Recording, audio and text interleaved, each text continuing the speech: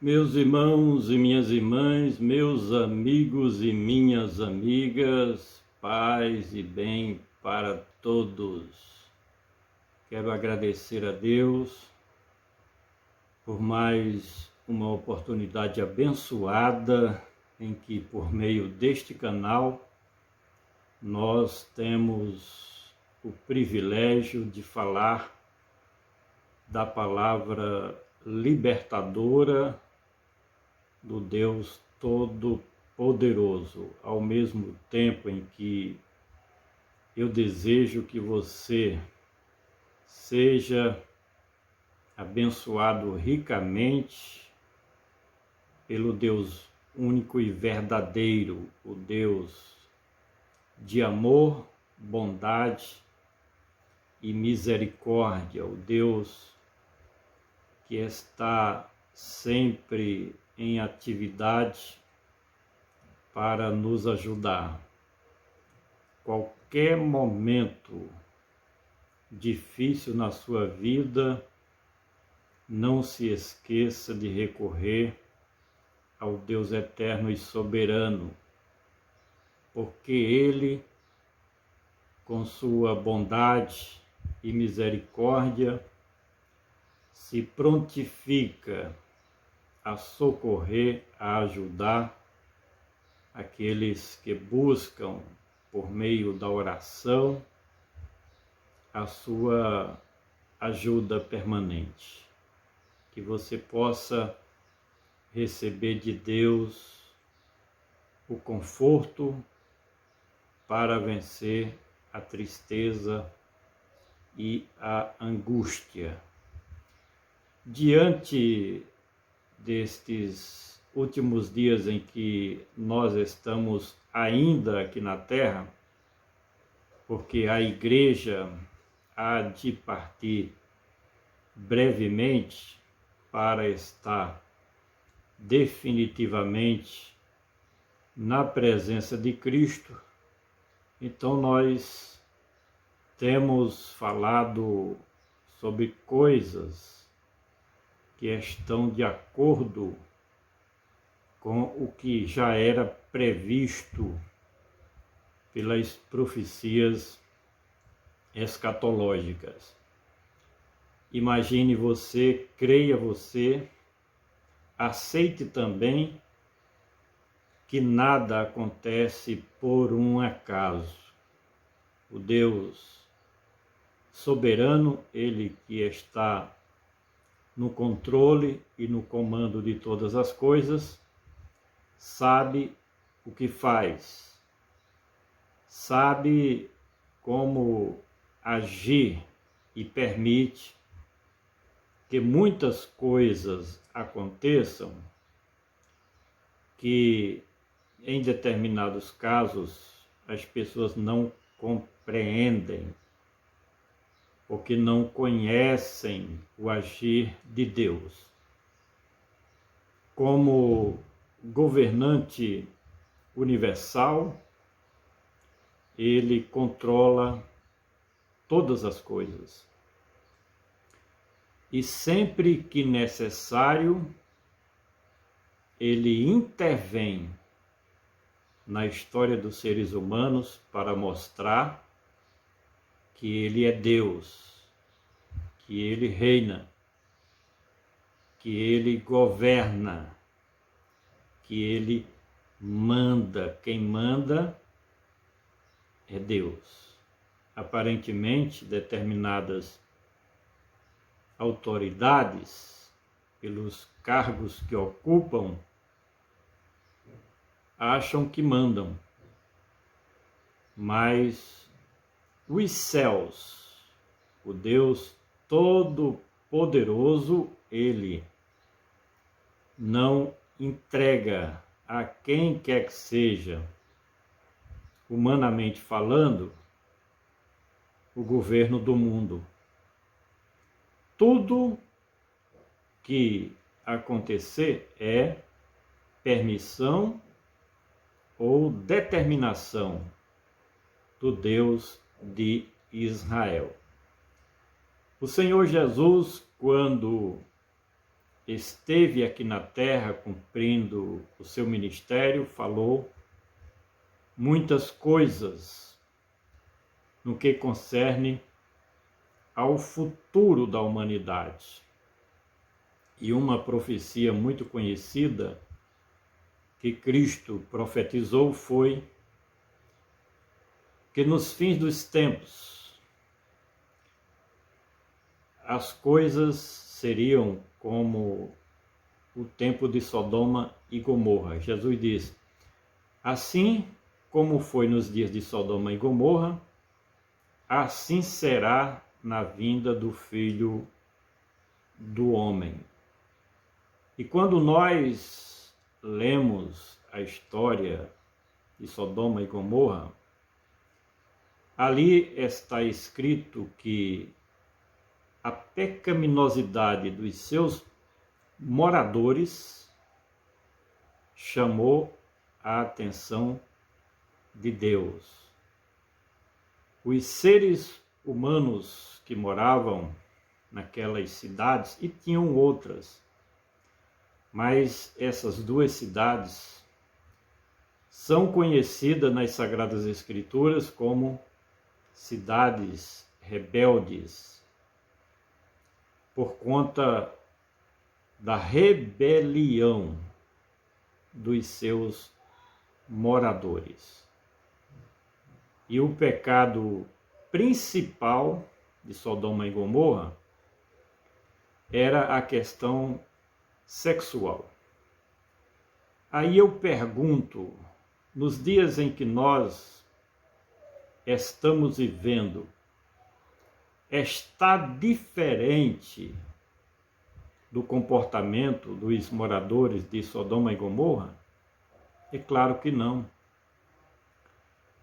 Existe todo o investimento na cultura, principalmente do nosso país, para que nas crianças, jovens e adolescentes se despertem a sexualidade desses menores que ultrapassa os limites determinados por Deus de acordo com as Sagradas Escrituras. Até bem pouco tempo havia a ideologia de gêneros, em que através da cultura, do estudo, das escolas, dos ensinos, eram embutidos na cabeça, na mente das crianças, jovens e adolescentes, que o menino não nasce homem nem a menina mulher, mas que a partir de 8, 9, 10, 12, 13 anos, a opção sexual é escolhida pelo próprio menino ou menina, conforme o seu desejo. Isso quebrando a tradição, os bons costumes adotados pelas famílias aqui no nosso país e no Ocidente, nos países do Ocidente de um modo geral. De forma que há uma semelhança de comportamento, a extravagância, o uso exagerado da sexualidade para o pecado, para o adultério, para a prevaricação, para a fornicação, em que não se respeita mais os limites estabelecidos pelas Sagradas Escrituras, que representa a vontade de Deus. E o que houve naquela época? Diante do que acontecia ali na cidade de Sodoma e Gomorra, Deus interferiu. Mas havia uma família ali de servos de Deus, Ló e a sua família. E o que Deus fez? Tirou de Sodoma e Gomorra aquela família, mandou que eles saíssem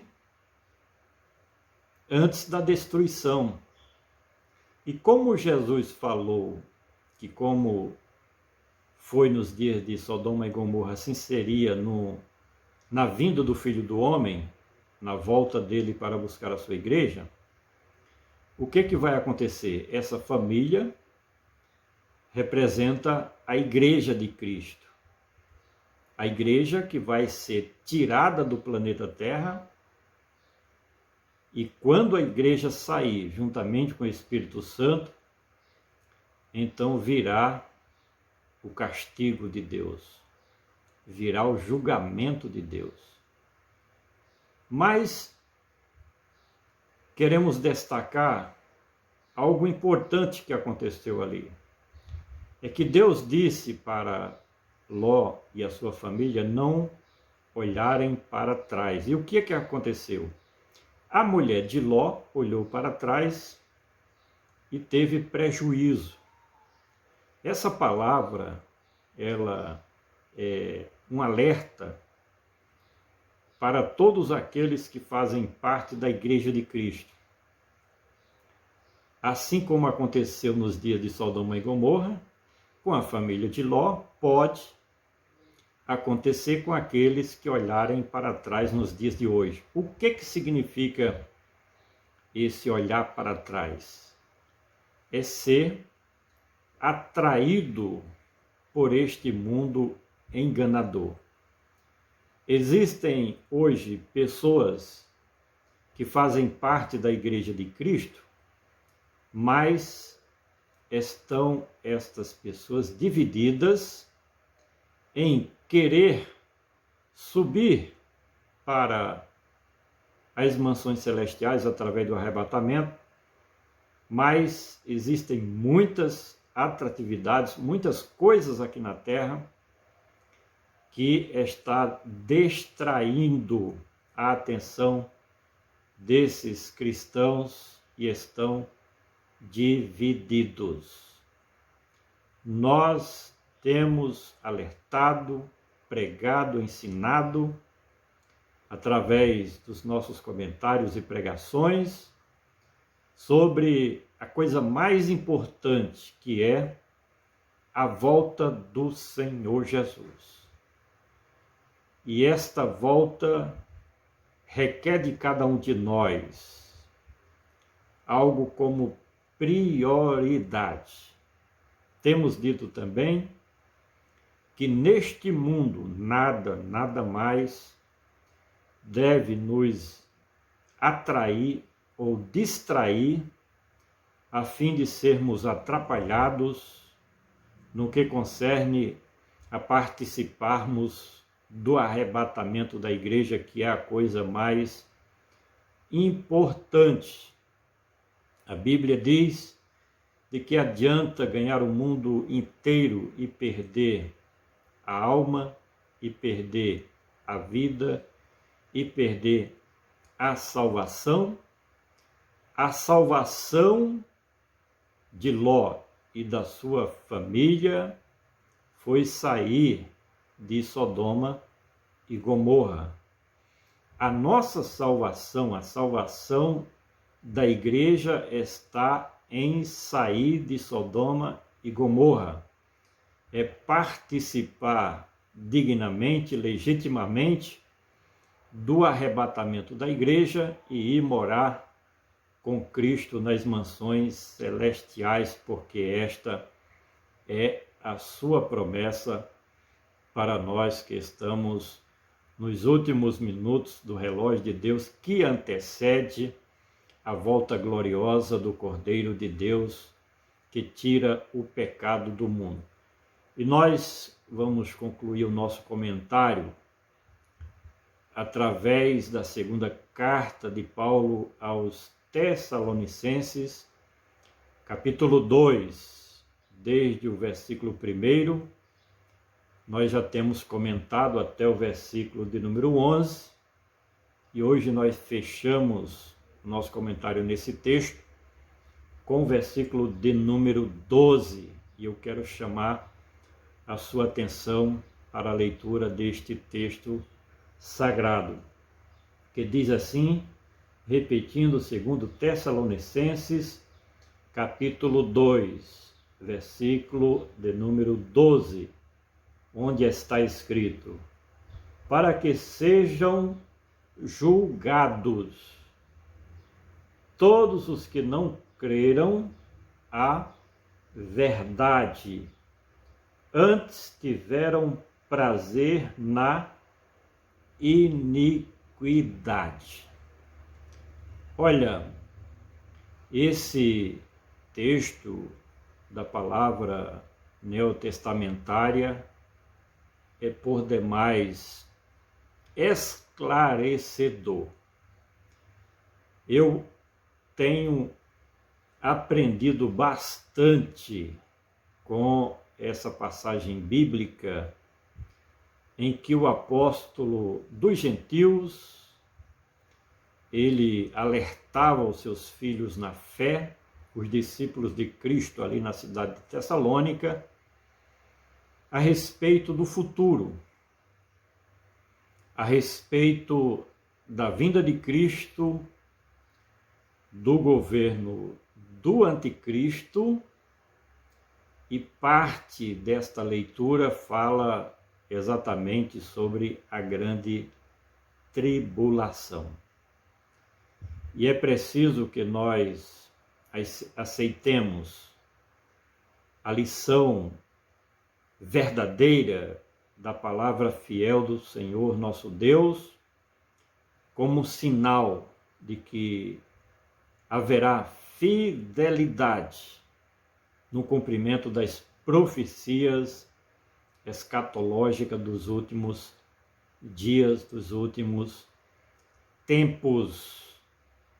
Esse texto já fala a respeito do período após o arrebatamento da igreja e mais ou menos na metade do governo do anticristo, em que Deus haverá de manifestar o seu poder enviando o seu Filho Jesus para julgar este mundo.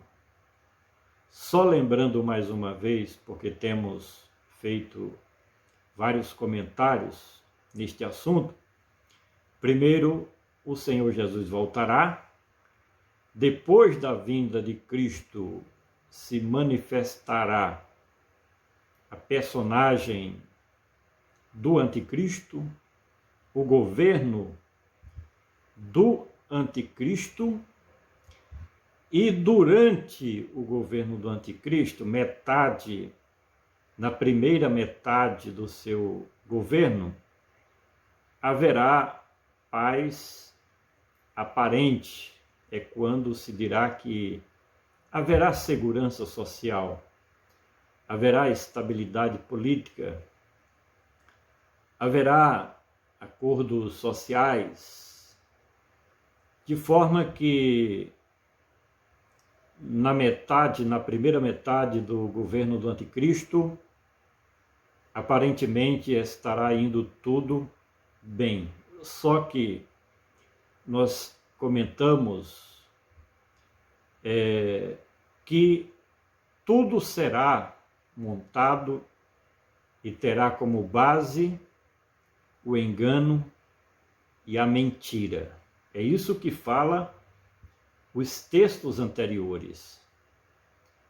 O anticristo vai governar através do engodo, do engano, da mentira e da injustiça. E essas facetas podem durar por um pouco de tempo, mas, como se diz no ditado popular, a mentira, o engano tem pernas curtas. E, por incrível que pareça, no começo do governo do anticristo, o próprio Israel fará aliança com o governo do anticristo. e as demais nações do mundo todas se curvarão a este governo iníquo, a este governo perverso, mau, das trevas, da mentira e do engano. Mas, com o passar do tempo, o anticristo não se conformará. O poder vai subir a cabeça e, através de uma outra personagem, que é a besta, o falso profeta, o induzirá a que ele chegue a imaginar que, além de ser uma personagem política mundial, o falso profeta o induzirá a ser ou exercer um papel religioso diante da humanidade. É quando, nessa época, haverá o Templo de Jerusalém e o anticristo, na Cidade Santa, se assentará no templo de Deus em Jerusalém, querendo ser Deus. Haverá uma idolatria desenfreada desse personagem político. Olha, durante anos, mais de 3 anos, haverá convergências e todas as forças mundiais, políticas, econômicas e sociais, as principais lideranças, todo o sistema se levantará para a tentativa de anular a fé das pessoas em um Deus único e verdadeiro e no seu Filho Cristo Jesus, mediante o Espírito Santo. O ateísmo será impulsionado de uma forma agressiva contra a humanidade. É tanto que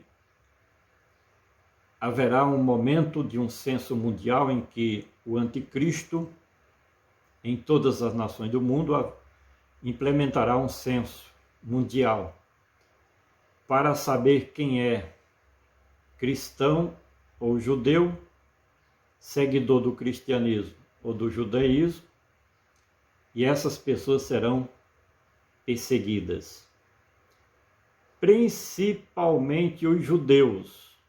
Os judeus, porque depois do arrebatamento da igreja, e isso é um mistério revelado para quem tem o Espírito Santo de Deus, depois do arrebatamento da igreja, a bola da vez, como se diz aqui na nossa região, será o Israel de Deus. Hoje, a igreja é a menina do olho de Deus, é a família de Deus na terra. A igreja representa o corpo de Cristo na terra. Mas depois que a igreja sair, a atenção de Deus, a economia de Deus estará voltada para os filhos de Israel, os judeus, os hebreus. De forma que os judeus, como uma nação monoteísta, não aceita adorar nenhum outro Deus e nenhum ser humano. De forma que quando o anticristo se assentar no templo de Deus, querendo ser Deus, querendo tomar o lugar de Deus no coração dos cristãos e dos judeus, os filhos de Israel, então será despertados para reconhecer que aquele é o anticristo, é o oposto de Cristo, é o oposto de Deus, é o inimigo de Deus, é o adversário dos cristãos e dos judeus. Então Israel romperá a aliança política com o anticristo e sucederá a partir de então uma perseguição terrível, horrível, avassaladora do anticristo e dos seus aliados, todos os governos, ou praticamente todos os governos do mundo contra os cristãos e contra os judeus. E diante disso, os judeus, principalmente os judeus, clamarão por Deus, pelo seu Deus, o Deus de Israel, pedindo socorro. A perseguição vai ser tão terrível que os judeus irão clamar por Deus, pedir que Deus envie o seu Filho, o Messias, Jesus Cristo de Nazaré. Aí é quando Cristo voltará. E a vinda de Cristo é para isso. É o cumprimento desta palavra, para que sejam julgados o governo do anticristo, todos os seus aliados, todos os incrédulos, todos os ímpios, todos os ateus, todos aqueles que nesta época terão o sinal da besta, o 666, do qual fala o livro do Apocalipse. Estarão marcadas essas pessoas com o sinal da besta, porque seguirão, adorarão a besta e o seu falso profeta. De maneiras que Cristo se manifestará na segunda etapa da sua segunda vinda, para julgar as nações, para julgar a quem? Quem serão julgados? Todos aqueles que não creram na verdade. Hoje, o Evangelho tem sido pregado por todos os meios. Verdade é que as igrejas, por conta dos decretos municipais e estaduais, não podem realizar cultos evangelísticos, mas o exemplo deste canal, que nós podemos aqui transmitir o Evangelho e falar a verdade, de forma que ninguém terá desculpa em dizer ou afirmar que não conhece a verdade. A palavra do Evangelho, as boas novas de Cristo têm chegado ao conhecimento das pessoas. E praticamente em todos os lugares do mundo, o Evangelho tem sido pregado. Exemplo, através da internet, nós temos a oportunidade de chegar a todos os continentes. E não há limite hoje na comunicação desta mensagem da parte de Deus, avisando a igreja sobre a volta de Cristo e alertando o mundo sobre o governo do anticristo e sobre o julgamento de Deus. Por isso que nosso conselho, a nossa mensagem é que você acredite no Evangelho, na verdade. A verdade é o Evangelho. E aceite a Cristo como Senhor e Salvador da sua vida. E Paulo termina dizendo neste texto, versículo 12, para que sejam julgados todos os que não creram na verdade, antes tiveram prazer na iniquidade. Ou uma coisa ou outra, ou o homem se rende à verdade do Evangelho para viver dignamente na presença de Deus, ou do outro lado tem a opção de viver na pecaminosidade, numa vida de práticas terríveis, da maldade, da mentira, do engano, da perversidade, sendo a grande maioria das pessoas dominadas pelo diabo com os seus demônios. A influência do mal, das trevas, dos demônios na vida das pessoas é visível, é perceptível. E o conselho de Deus é que as pessoas renunciem à influência e o domínio do diabo para viver de acordo com a verdade do Evangelho e ter o privilégio de herdar a salvação, a vida eterna e participar do arrebatamento da Igreja Remida de Cristo Jesus. Deixamos para você mais esse comentário e solicitar a você que se inscreva no nosso canal, dê o seu like, deixe o seu comentário, ative o sininho das notificações para que quando publicarmos um novo vídeo, você possa acompanhar a nossa mensagem, o nosso comentário, a nossa pregação. Compartilhe o link desta pregação, desta mensagem, desse comentário aí nas suas mídias sociais, no grupo do WhatsApp que você faz parte, e seja um cooperador na pregação do Evangelho de Cristo juntamente conosco. Visite as nossas mídias sociais, as nossas páginas, são 8 páginas evangélicas, Evangelista Francisco Amâncio. Nós temos também o nosso Twitter, Comentário Bíblico, e nós temos o nosso blog, Comentário Expositivo do Novo Testamento. Estamos escrevendo o Comentário Expositivo do Novo Testamento e serão mais de 6.000 páginas quando terminarmos. Já temos escrito de Atos até o livro do Apocalipse e, se Deus quiser, vamos terminar todo o Novo Testamento, Comentário Expositivo do Novo Testamento. Agradeço a sua preciosa atenção e até o próximo comentário.